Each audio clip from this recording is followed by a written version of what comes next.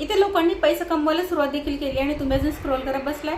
पण तुम्हाला माहिती आहे का, जर तुम्हाला जर पैसा हवा असेल ना, तर मी आज जे स्किल सांगणार ना, त्या स्किलवर जर तुम्ही काम केलं तर तुम्हाला पैसा भरपूर मिळणार आहे, पैसा तुमच्या मागे येणार आहे.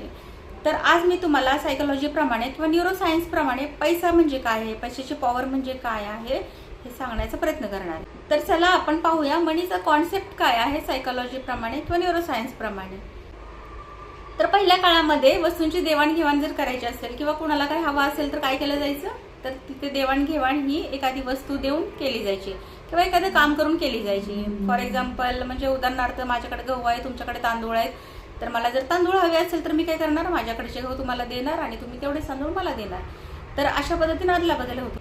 काही लोकांना जर कपडे हवे असेल तर ते धान्य देऊन कपडे घेत होते किंवा काही वस्तू हवी असेल तर ते काही आपल्याकडे जे आहे ते दुसऱ्याला देऊन त्यांच्याकडून ते घेत होते.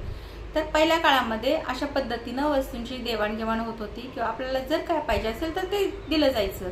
तर नंतरच्या काळामध्ये काय झालं, तर विटा, दगड किंवा जे काही मेटल असेल ते देऊन वस्तूंची अदलाबदल केली जात. त्यानंतर सोने आले, चांदी आले, सोन्याचे कॉईन तयार झाले, चांदीचे कॉईन तयार झाले, त्यानंतर सिक्के आले, नोटा आल्या. म्हणजे अशा प्रकारे मनी हे कॉन्सेप्ट मॅनमेड झाली. तर आत्ताच्या हल्लीच्या काळामध्ये आपल्याला काय वाटतं की पैसा म्हणजे काय, तर फक्त ठोकळा आहे किंवा एक नोट आहे. तर काही लोकांना असंच वाटतं पैसे पाहिजे म्हणजे फक्त नोटा कमवल्या पाहिजे किंवा फक्त कॉईन कमवले पाहिजे, म्हणजे हा मॅनमेड एक कॉन्सेप्ट तयार झाला.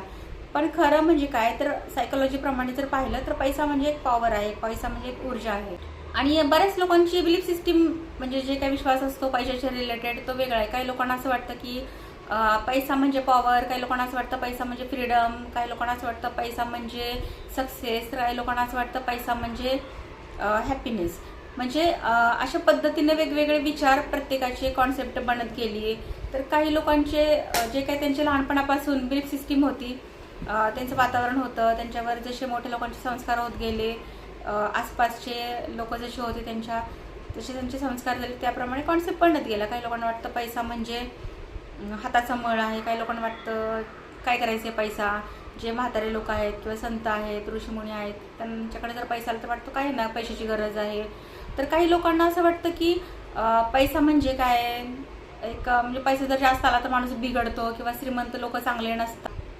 तर अशा पद्धतीने पैशाचे विचार बनत गेले. काही लोकांची बिलीफ सिस्टीम अशी आहे, तर काही लोकांची बिलीफ सिस्टीम म्हणजे चांगली आहे, हॅपीनेस आहे, पैसा म्हणजे ऊर्जा आहे, पैसा म्हणजे पॉवर आहे, फ्रीडम आहे, ताकद आहे. तर अशा प्रकारे पैशाची कॉन्सेप्ट बनत गेल्या. आपण जर जुन्या पद्धतीने जर पाहिलं, सायकोलॉजीने जर पाहिलं किंवा न्यूरोसायन्सने जर पाहिलं तर आपल्या लक्षात येतं पैसा म्हणजे फक्त एक व्हॅल्यू आहे जी आपण द्यावी लागते पुढच्याला. म्हणजे काय, जर तुम्ही पुढच्या आयुष्यामध्ये काय व्हॅल्यू ॲड करता यावर तुम्हाला पैसे मिळणार. आता ते पैशाची कॉन्सेप्ट वेगळी झालेली आहे, पण समजून घ्यायचं की आपण जर आपल्या स्वतःवर काम केलं, आपल्या स्पीचवर काम केलं, आपल्या स्किलवर काम केलं, आपल्या जर पर्सनॅलिटीवर काम केलं, आपल्या बोलण्यावर, दिसण्यावर, वागण्यावर, आपल्या ॲक्शनवर जर आपण काम केलं तर आपण आपली ऊर्जा वाढवणार आणि आपण पुढच्याच्या लाईफमध्ये एक व्हॅल्यू ॲड करू शकतो. आणि याच्यावरच म्हणजे नॉलेज असेल किंवा स्किल असेल किंवा एखादं वर्क असेल, याच्यावरच तुम्हाला तुमची व्हॅल्युएशन ठरणार आहे आणि याच्यावरच तुम्हाला पैसा मिळणार आहे. तर तुम्हाला काय करायचं आहे, जर तुम्हाला श्रीमंत व्हायचं असेल तर तुम्हाला तुमच्या स्किलवर काम करायचे, तुमच्या पर्सनॅलिटीवर काम करायचे आणि याच्यावर म्हणजे नॉलेजवर तुम्ही पुढच्याच्या लाईफमध्ये काय व्हॅल्यू ॲड करू शकता याच्यावरच पैसा तुम्हाला मिळणार आहे. मात्र अशा पद्धतीनं न्यूरोसायन्स किंवा सायकोलॉजी प्रमाणे पैशाची व्हॅल्युएशन केली जाते.